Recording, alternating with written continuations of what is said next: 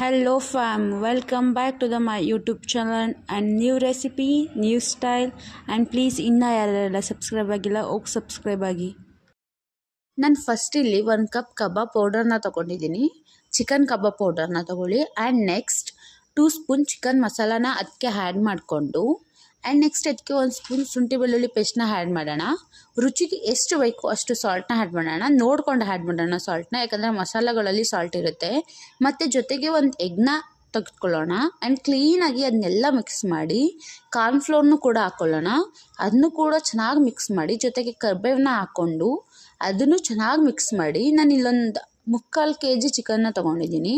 ಇವಾಗ ಆ ಮಸಾಲ ಜೊತೆಗೆ ಈ ಚಿಕನ್ನು ಕೂಡ ಸರಿಯಾಗಿ ಮಿಕ್ಸ್ ಮಾಡಿ ಒಂದು 30 ಮಿನಿಟ್ಸ್ ರೆಸ್ಟ್ ಮಾಡಲಿಕ್ಕೆ ಬಿಡೋಣ.